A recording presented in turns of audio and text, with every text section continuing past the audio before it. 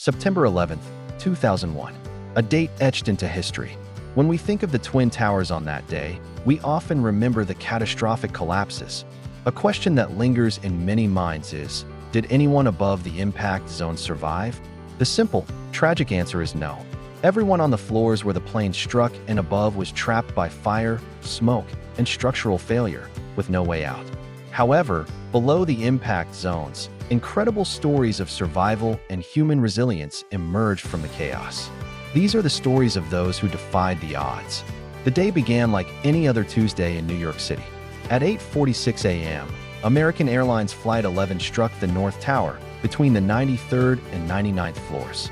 Just 17 minutes later, at 9:03 a.m., United Airlines Flight 175 hit the South Tower between the 77th and 85th floors. In those moments, the world changed forever.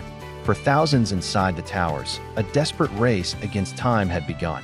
One of the most remarkable stories is that of Brian Clark and Stanley Praimnath. Stanley worked for Fuji Bank on the 81st floor of the South Tower. He had just seen the North Tower burning when his phone rang. It was a colleague from Chicago, urging him to get out. Stanley initially hesitated, but as he was about to leave, he saw it. The silver wing of United Flight 175, heading straight for his window. He dove under his desk just as the plane crashed into his floor. When the deafening roar subsided, Stanley was alive, trapped under rubble in the pitch-black darkness. He began to scream for help, his voice raw with desperation. On the 84th floor, Brian Clark, an executive at Eurobrokers, was in the midst of his own decision. After the first plane hit the North Tower, an announcement came over the loudspeaker telling people in the South Tower that the building was secure and they could return to their offices. Brian and his colleagues started to go back up, but a gut feeling, a sense of unease, made him turn around. He decided to head down the stairs. As he descended, he heard Stanley's faint cries from the 81st floor. Following the sound, Brian found a wall of debris blocking his path. He called out, using the light from his flashlight to guide him. He told Stanley, "You have to jump over the wall. It's your only chance." Stanley, initially terrified of what was on the other side, took a leap of faith. Brian caught him, and together, they started their long journey down. They navigated through darkened, smoke-filled stairwells, helping others along the way. Stairwell A, the only one that remained passable from top to bottom in the South Tower, became their lifeline. As they descended, they encountered firemen heading up into the very danger they were escaping. Brian and Stanley urged them to turn back, but the firefighters continued their ascent, driven by duty. Their story is just one of many. Countless individuals made split-second decisions that saved their lives. Some ignored the announcement to stay put and began evacuating immediately. Others were delayed by a phone call or a last-minute task, a twist of fate that placed them in the right place at the right time. The evacuation was a chaotic, terrifying ordeal. People descended dozens of floors, their paths lit only by emergency lights and the occasional flashlight. They passed firefighters and police officers who were climbing towards the inferno, burdened with heavy equipment, knowing the immense risk they were taking. One survivor, Ron DeFrancesco, was on the 84th floor of the South Tower when the second plane hit. He was knocked unconscious by the impact. When he came to, he was surrounded by intense heat and thick smoke.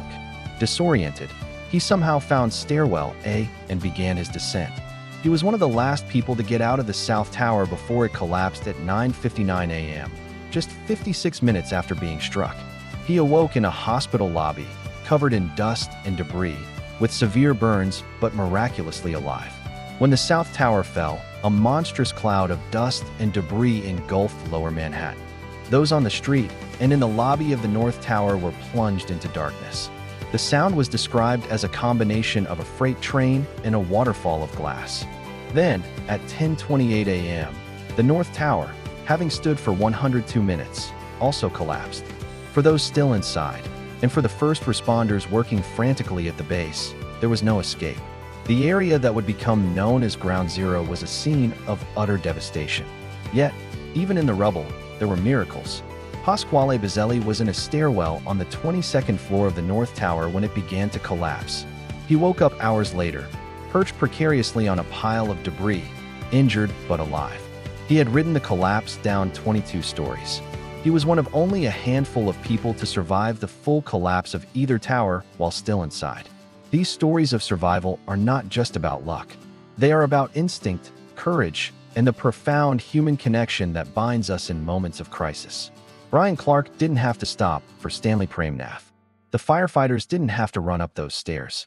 Strangers helped strangers, holding doors, offering a hand, and encouraging each other to keep going.